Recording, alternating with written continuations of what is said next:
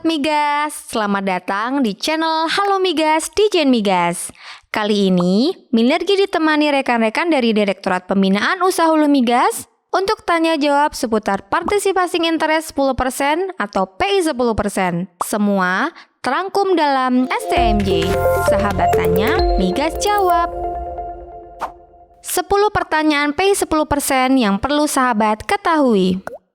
Halo sahabat, kenalan dulu yuk info nama dan jabatannya ya. Halo, saya Anto, Inspektur Migas. Dan saya Asep, Inspektur Migas. Kami berdua dari Direktorat Pembinaan Usaha Hulu Migas yang salah satu tugasnya melakukan evaluasi proses pengalihan PI 10%. Hulu Migas. Majukan daerah dengan PI 10%. Wah, semangat banget nih Mas Anto dan Kang Asep. Ngomong-ngomong soal PI 10%, Minergi sudah merangkum nih 10 pertanyaan terkait PI 10% yang sering muncul di kontak center 136. Pertanyaan pertama, apa sih Participating Interest itu? Partisipasi interest atau yang disebut dengan PI adalah hak, kepentingan, dan kewajiban kontraktor berdasarkan kontrak kerjasama. Ilustrasinya adalah sebagai berikut.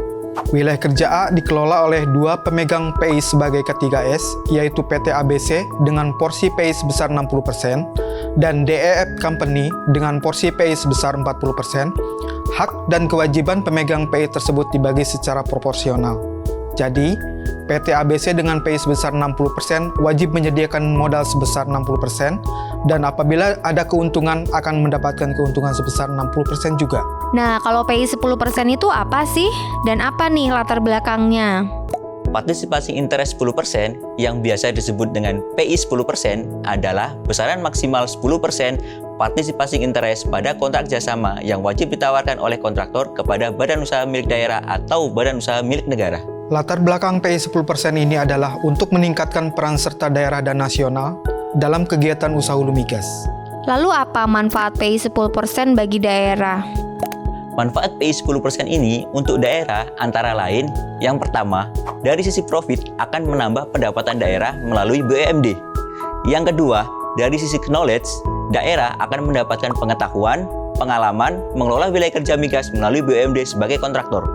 Yang ketiga, dari sisi akses data, daerah lebih cepat dan mudah dalam mengakses data lifting, cadangan, kos, dan yang lain-lain. Wah, banyak juga ya manfaat PI 10% bagi daerah. Lalu apa nih kewajiban dari daerah yang mendapatkan PI 10%? Nah, bagi daerah yang mendapatkan PI 10% wajib untuk yang pertama, memproses penerbitan perizinan di daerah dengan cepat dan mudah. Dan yang kedua, daerah membantu menyelesaikan permasalahan yang timbul dalam pelaksanaan kontrak kerjasama di daerah. Pertanyaan selanjutnya yang juga banyak ditanyakan oleh sahabat migas, apakah setiap daerah berhak untuk mendapatkan penawaran PI 10%? Tentu tidak dong. Daerah yang berhak mendapatkan penawaran PI 10% adalah daerah yang memiliki pelamparan reservoir yang disetujui rencana pengembangan lapangannya. Tapi yang perlu diingat nih Mas Santo, perhatikan juga tata waktunya. PI 10% hanya dapat ditawarkan sejak disetujuinya rencana pengembangan lapangan yang pertama, yang biasa disebut POD 1, atau saat perpanjangan kontrak kerjasama maupun alih kelola suatu wilayah kerja. Betul sekali Kang Asep. Untuk berpartisipasi di PI 10% ini, daerah wajib membentuk badan usaha milik daerah atau BUMD dengan kriteria sesuai dengan Permen ISDM nomor 37 tahun 2016 ini ya.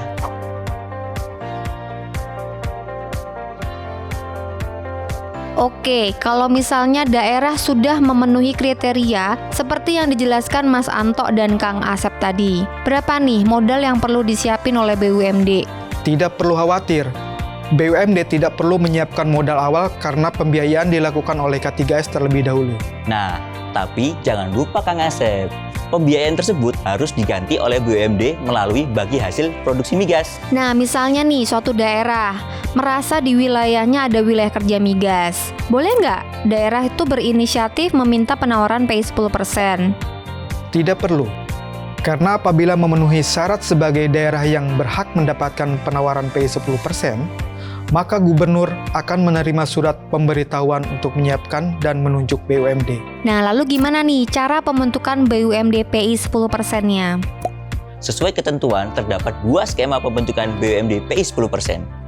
Yang pertama, pemerintah provinsi dan kabupaten yang wilayahnya terdapat pelamparan reservoir dapat membentuk satu BUMD sebagai penerima dan pengelola PI 10% yang bekerja sama dengan K3S dengan kriteria BUMD PI 10% sesuai syarat 1. Saham 100% dimiliki oleh daerah. 2. Statusnya disahkan melalui peraturan daerah. 3. Tidak melakukan kegiatan lain selain pengelolaan PI 10%.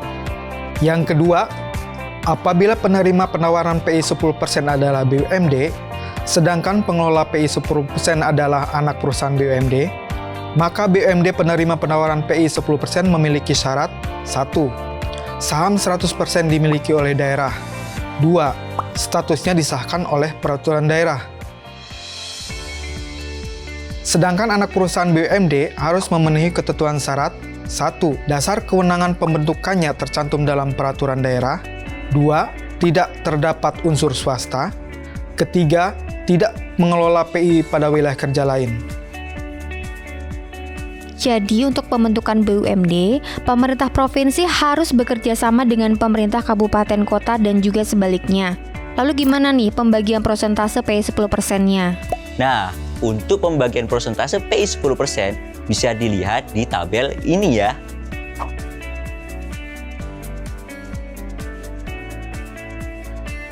Pertanyaan terakhir dari sahabat migas, gimana nih alur penawaran PI 10% untuk daerah? Terdapat 7 tahapan alur penawaran PI 10% yang bisa dilihat di gambar berikut.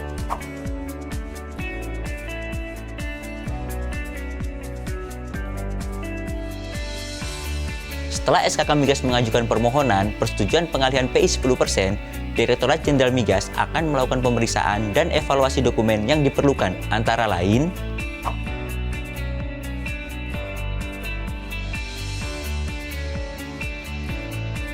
selanjutnya, Direktorat Jenderal Migas akan menyampaikan hasil pemeriksaan dan evaluasi dokumen kepada Menteri ESDM sesuai kriteria di samping ini.